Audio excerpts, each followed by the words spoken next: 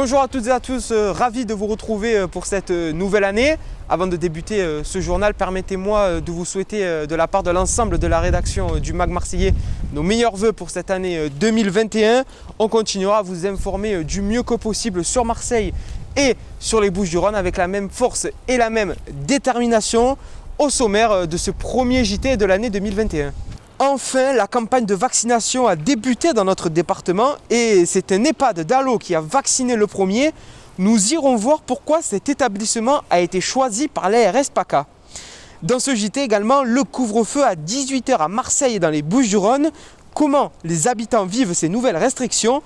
On est allé à leur rencontre.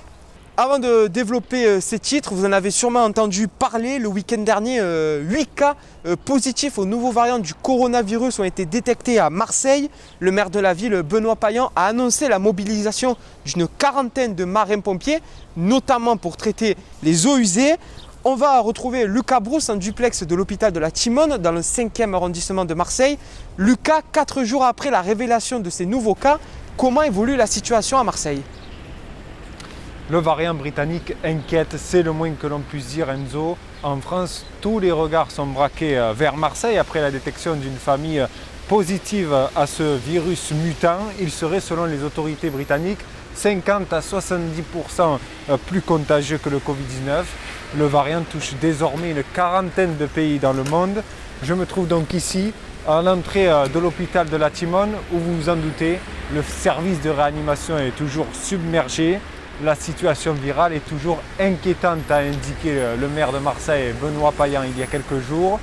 En attendant, un couvre-feu à 18 h est bel et bien rentré en vigueur dans la deuxième ville de France. Merci Lucas pour toutes ces informations et on le sait, un seul moyen pour arrêter cette propagation du virus, c'est le vaccin. D'ailleurs, la campagne de vaccination a débuté dans les Bouches-du-Rhône la semaine dernière. Dans un premier temps, les vaccins sont acheminés vers les résidents des EHPAD. Justement, nous nous sommes rendus dans l'un de ces établissements dans la région, à Allo, Lucas Brousse. Caroline Oliver, c'est la première résidente de l'EHPAD du centre hospitalier d'Allo à se faire vacciner contre la Covid-19. Bravo! Bravo!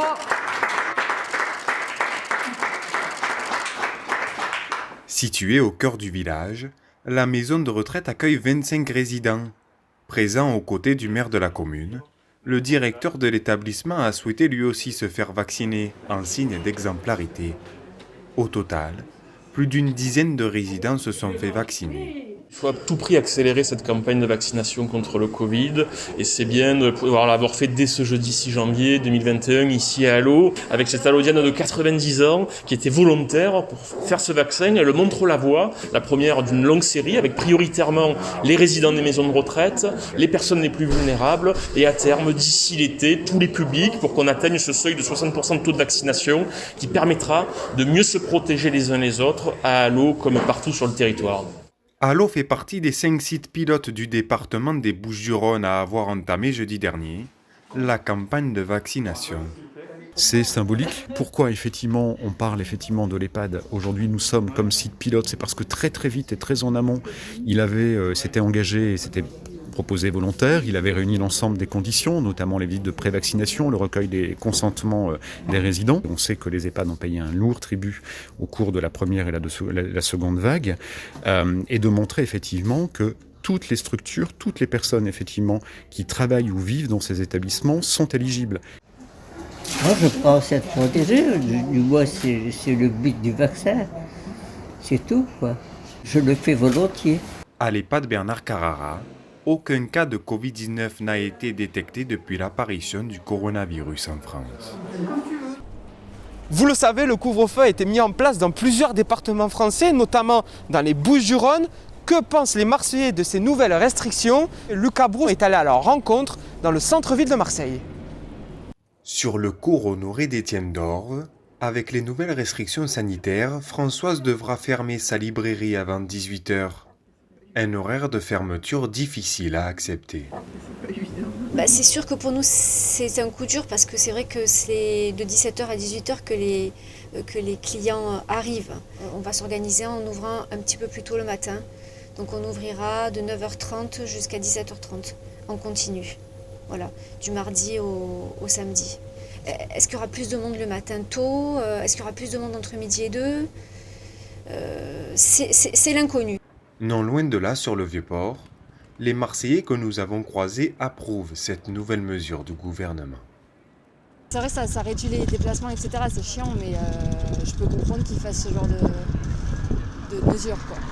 Et moi, je m'inquiète pour les jeunes qui vont chercher leurs enfants à la crèche. Parce qu'il faut qu'ils partent à quelle heure du travail pour aller récupérer les enfants. Donc c'est bien parce qu'il y a le développement de la maladie. Et de l'autre côté, ça empêche de travailler un certain nombre de jeunes. Du côté du secteur de la restauration, la vente à emporter ne sera pas autorisée au-delà de 18 h.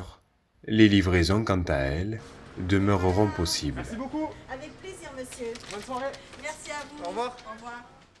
D'ailleurs, depuis la mise en place de ce couvre-feu, un secteur en particulier souffre, c'est le monde du football amateur qui attend une reprise des compétitions rapidement. La délégation des sports à la mairie de Marseille a décidé de rouvrir le samedi matin et les samedis après-midi les complexes sportifs. L'occasion pour l'adjoint au maire au sport Sébastien Gibraël d'aller à la rencontre des bénévoles du club de foot du Burel au stade Eugeste Morini. L'initiative nous vient tout droit de la nouvelle majorité municipale. Une extension d'ouverture des stades et des gymnases le samedi, dans le respect du protocole sanitaire en vigueur. Pour l'adjoint au maire délégué au sport, il est important de maintenir le lien social. À partir du moment où ça se fait le mercredi et ça se fait la semaine et que les scolaires sont toujours autorisés toute la journée à faire du sport, on ne prend pas de risque. On ouvre juste le samedi, on continue ce qui se fait la semaine, la journée, et notamment le mercredi. Si on n'avait pas pris la décision, il n'y aurait personne sur leur stade, et tous ces enfants que vous voyez aujourd'hui seraient peut-être sur des écrans ou dans un immeuble. À Marseille, cette réouverture concerne près de 70 stades et 30 gymnases, qui eux sont ouverts seulement aux mineurs. Aujourd'hui, on a des centaines, peut-être même des milliers de Marseillais qui seront aujourd'hui en train de faire du sport grâce à cette volonté de la mairie de Marseille de les accompagner du mieux possible. Ce sont les U16 et les U14 qui se sont entraînés ce week-end. Avec le couvre-feu à 18 h, le club du Burel devra encore une fois décaler les entraînements. Pour son président, cette réouverture le samedi est un soulagement. C'est un grand plaisir d'avoir au moins un créneau supplémentaire tout le samedi pour pouvoir entraîner surtout nos équipes à 11. C'est un sport de contact, mais on s'efforce que tous les éducateurs puissent faire travailler techniquement, tactiquement, déplacement, etc., de façon à ce qu'ils puissent continuer à prendre plaisir sur un terrain de foot. On fait très attention à tout ce que la Fédération française de football et puis la ville de Marseille nous demandent. À l'arrêt depuis novembre, le football amateur, lui, ne devrait pas reprendre avant le 20 janvier. Et voilà, c'est la fin de ce JT. Merci à vous de nous avoir suivis pour ce premier journal de l'année 2021. Un remerciement également à l'ensemble de la rédaction du MAG Marseillais pour avoir construit ce journal à mes côtés. Remerciement également à notre nouveau membre du MAG Marseillais, Joseph, qui va s'occuper de tout ce qui est communication et va faire une nouvelle jeunesse à notre site internet. D'ailleurs, vous pouvez retrouver notre site avec tous les articles et toute l'actualité de Marseille et de son département, lemagmarseillais.com. N'hésitez pas aussi à activer la cloche des notifications sur YouTube pour recevoir les notifications lorsque nous publions des contenus ou alors lorsqu'on est en direct. Rendez-vous la semaine prochaine pour un nouveau journal hebdomadaire. À bientôt sur le MAG Marseillais.